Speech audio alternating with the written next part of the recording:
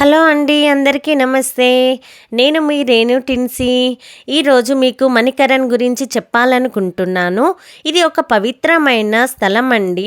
మానవ మూల పురుషుడైన మనువు ఒక గొప్ప వరద తర్వాత మణికరణ్లో జీవితాన్ని పునఃసృష్టించాడని నమ్ముతారు.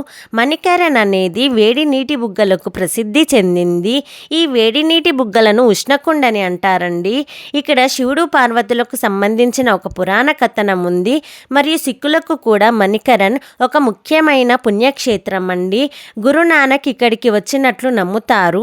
ఈ మణికరణ్లో శివాలయము కుల్లులోని పార్వతీ లోయలో బియాస్ పార్వతీ నదుల మధ్య ఉంటుంది. ఇక్కడ పార్వతీ నదికి ఒకవైపు శివాలయం ఉంటే మరొక వైపు మణికరణ్ గురుద్వారా ఉంటుంది. పార్వతీదేవి శివుడు భూలోకంలో సంచరిస్తూ ఉన్నప్పుడు పార్వతీదేవి చెవిపోగులు నదిలో పడిపోయాయి. అప్పుడు శివుడు ఆ చెవిపోగులను వెతుకుతూ ఉంటే అవి దొరకలేదు. శేషనాగుడు పార్వతీదేవి చెవిపోగును తీసుకొని పాతాళంలోకి వెళ్ళిపోయాడంట. అప్పుడు శివునికి కోపం వచ్చి తన మూడవ కన్ను తెరిచేసరికి ఆ మూడవ కన్ను నుండి వెలువడే వేడి కారణంగా పార్వతీ నదిలో నీరు ఉడకటం స్టార్ట్ అయ్యిందంట. శివుడు కోపానికి శేషనాగు వచ్చి ఆ చెవిపోగును ఇచ్చేశాడు. ఆ చెవిపోగు మణిపొదిగినది కావడంతో ఆ చెవిపోగు పడిన ప్రాంతాన్ని మణికరణ్ అంటారు. ఆ నదిని కర్ణపూల్ అని కూడా అంటారు. ఆ నదిలో స్నానం చేసిన వారికి చర్మ వ్యాధులు తగ్గిపోతాయి. ఈ ఆలయంలో నీటి బుగ్గలో మస్లిన్ సంచిలో కానీ వస్త్రంలో కానీ బియ్యాన్ని కట్టి వేస్తారండి.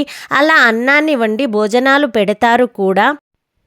ఇక్కడ నదిలో నీరు మంచు చలిలో కూడా మరుగుతూ వేడిగా ఉంటుంది. ఈ మణికరణ్ గురుద్వారాకు దేశ విదేశాల నుండి కూడా ప్రజలు వస్తారు.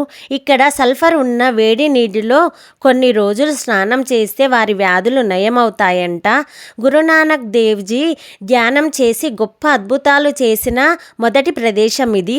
ఈ గురుద్వారా భూమి నుండి 1760 మీటర్ల ఎత్తులో ఉంటుంది. సిక్కుల పవిత్ర గ్రంథాల్లో దీనిని 12వ గురుకల్సా అని వర్ణిస్తారు. ఇక్కడ వచ్చే యాత్రికులు ఈ నీటిలో స్నానం చేస్తారండి.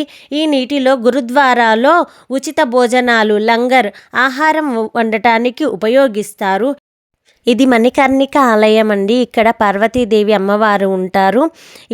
ఇక్కడ అన్నీ ఒకే దగ్గర చాలా ఆలయాలు ఉంటాయి. ఇది శ్రీరామచంద్ర ఆలయము.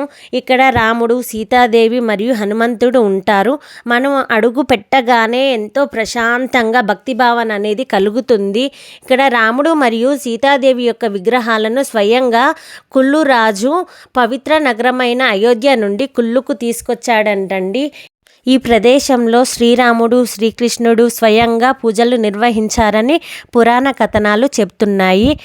ఇలా మేము మణికరణ్లోని అన్ని దేవాలయాలను సందర్శించుకొని కుల్లుకు చేరుకున్నాము.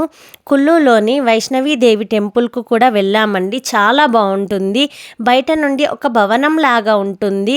ఆ భవనం పైనకి మెట్ల ద్వారా ఎక్కాలి. 2 ఫ్లోర్లు ఎక్కాక లోపల ఒక చాలా పెద్ద సొరంగం ఉంటుందండి. అందులో అంత చీకటిగా ఉంటుంది. మనం వంగి వెళ్ళాలి. 1.5 to 2 feet హైట్ ఉంటుందండి. మనము ఫోన్ లైట్లతోటి వెళ్ళాలి. అలా వెళ్ళాక లోపల అమ్మవారు దివ్యంగా వెలుగుతారండి. మనం మంత్రముగ్ధులైపోతాము. అలా అమ్మవారు అంత బాగుంటుందండి. ఇంకా ఈ కుల్లు లోయ చాలా అందమైన లోయ అండి. ఇక్కడ పచ్చని వృక్షాలతో నిండిన కొండలతో అందంగా ఉంటుంది. కుల్లు లోయ అంతటా బియాస్ నది ప్రవహిస్తుంది. ఇక్కడ అంతటా దేవదారు వనాలు, యాపిల్ తోటలు ఉంటాయి. ఈ కుల్లు లోయలో ఎక్కువగా రివర్ రాఫ్టింగ్ అనేది చేస్తారండి. చాలా బాగుంటుంది రివర్ రాఫ్టింగ్. ఇంకా పారాగ్లైడింగ్, స్కైయింగ్ అనేది కూడా చేస్తారు.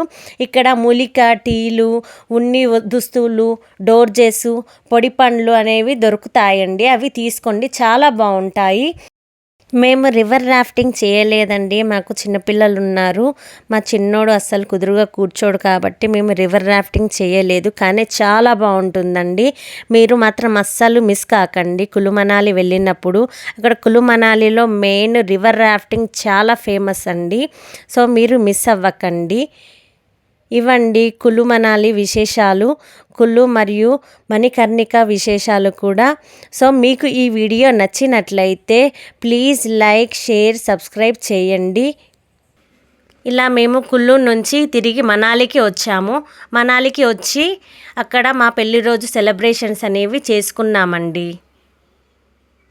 మా వీడియో కనుక మీకు నచ్చినట్లయితే ప్లీజ్ లైక్, షేర్, సబ్స్క్రైబ్ చేయండి.